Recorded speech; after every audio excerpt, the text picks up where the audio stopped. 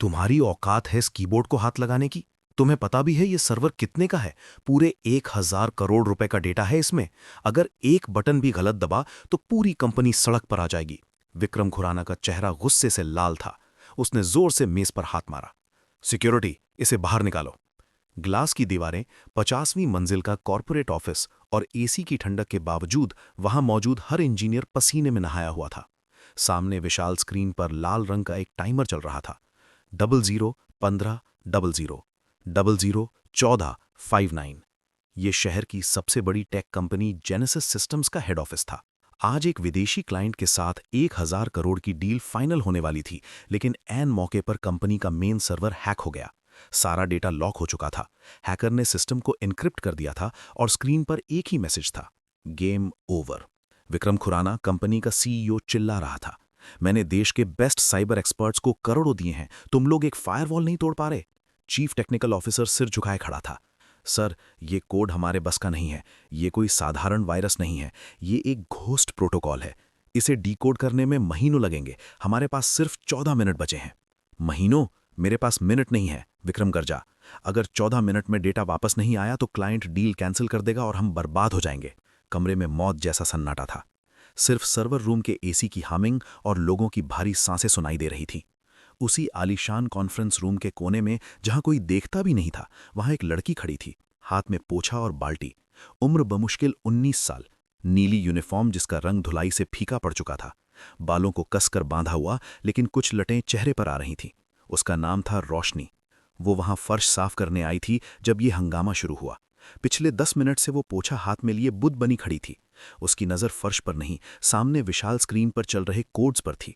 अजीब बात यह थी कि उसकी आंखों में डर नहीं था, एक चमक थी, जैसे वो किसी भाषा को पढ़ रही हो। रोशनी के लिए वो स्क्रीन सिर्फ हरी और लाल लाइनों का ढेर नहीं थी, उसे पैटर्न दिख रहे थे। वो बचपन से रद्दी में फेंकी गई कोडिंग की किताबें पढ़ती थी। वो जानती थी कि वो इस कमरे में खड़े होने लायक नहीं मानी जाती, लेकिन वो ये भी जानती थी कि वो उस कोड को पहचानती है। अचानक उसके पैर खुद ब खुद आगे बढ़े। वो सीधे विक्रम खुराना की कुर्सी के पास जाकर रुक गई। साहब, अगर आप इजाज़त दें तो मैं कोशिश करूं। पूरे रूम में सन्नाटा छा गया। विक्रम ने मुड़कर देखा।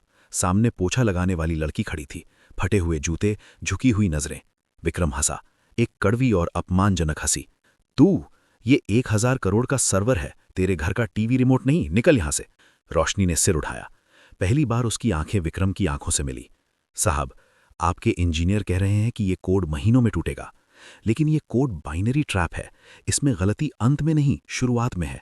तीसरी लाइन में एक सेमीकोलन गायब है और लूप गलत चल रहा है। सीटीओ चौंक गया। Binary trap? इसे ये शब्द कैसे पता? विक्रम का गुस्सा 7वें आसमान पर था। गार्ड्स, फेंको इसे बाहर।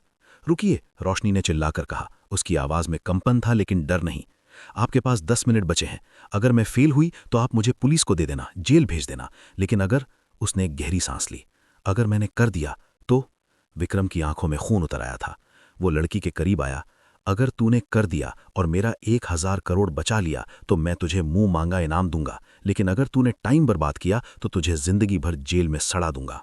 हॉल में लोगों की सांसें रुक गईं। रोशनी ने पोछा नीचे रख दिया। अपने मैले हाथों को यूनिफॉर्म से पोंछा। उसका दिल हथौड़े की तरह धड़क रहा था। धक धक धक धक। उसने मुख्य कंप्यूटर की कुर्सी पर बैठी। कुर्सी इतनी महंगी और आरामदेह थी कि उसे लगा वो उसमें धंस जाएगी। कीबोर्ड उसके सामने था।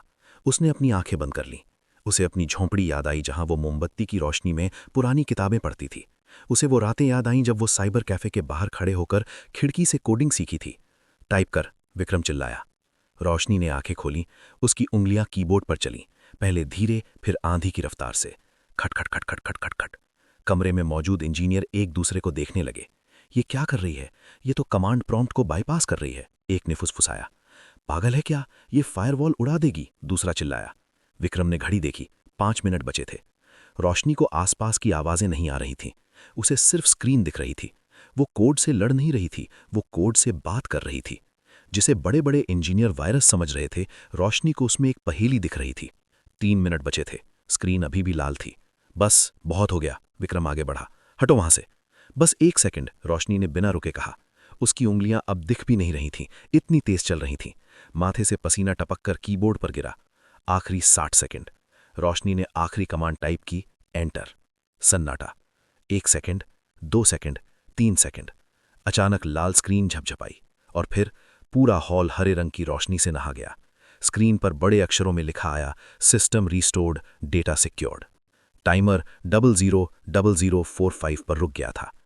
पूरे हॉल में कोई नहीं बोला, किसी ने सांस भी नहीं ली। विक्रम खुराना स्क्रीन को फटी आंखों से देख रहा था। 1000 करोड़ का डेटा वापस आ चुका था। हैकर का कनेक्शन कट चुका था। रोशनी ने धीरे से हाथ कीबोर्ड से हटाए। वो कुर्सी से उतरी और अपना पोछा उठा लिया। उसे लगा उसका काम हो गया। वो मुड़ी और दरवाजे की तरफ जाने लगी।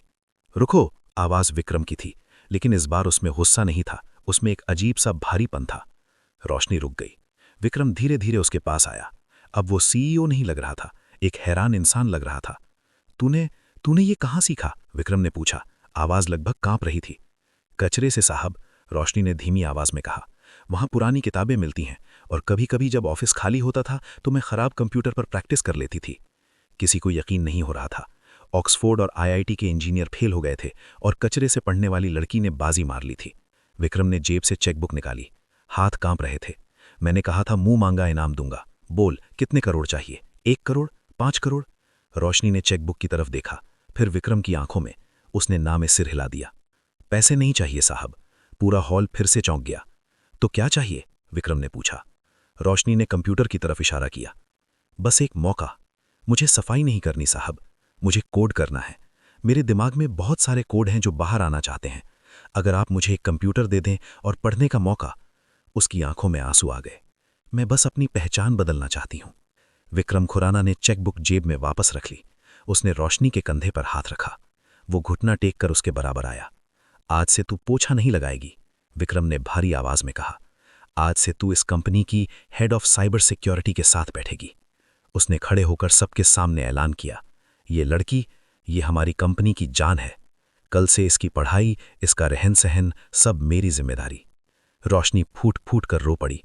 आज तक उसे सिर्फ दुत्कार मिली थी, आज उसे सम्मान मिल रहा था। 1 साल बाद जेनेसिस सिस्टम्स का वही ऑफिस। माहौल बदल चुका था। एक बड़े कैबिन में रोशनी बैठी थी। अब वो यूनिफॉर्म में नहीं, एक स्मार्ट ब्लेजर में थी, लेकिन उसकी मेज पर आज भी एक पुरानी फटी हुई कोडिंग की किताब रखी थी, ये याद दिलाने के लिए कि वो कहाँ से आई है। विक्रम खुराना उसके कैबिन में आए। रोशनी, नए प्रोजेक्ट के लिए जापान जाना है, तैयार हो? रोशनी मुस्कुराई। जी सर। वो उठने वाली थी कि उसकी नज़र बाहर कांच के पार गई। वहां एक नई लड़की सफाई कर रही थी। रोशनी रुकी। वो बाहर गई। उस लड़की के पास जाकर उसने उसके हाथ से झाड़ू ले लिया। लड़की डर गई। मैम, गलती हो गई क्या? रोशनी ने अपनी मेज से एक लैपटॉप उठाया और उस लड़की के हाथ में थमा दिया। नहीं, रोशनी ने कहा, बस मुझे लगा कि शायद तेरे हाथ भी झाड़ू के लिए नहीं, कीबोर्ड के लिए बने हैं। उसने लड़की के सिर पर हाथ रखा। सीखना चाहती है?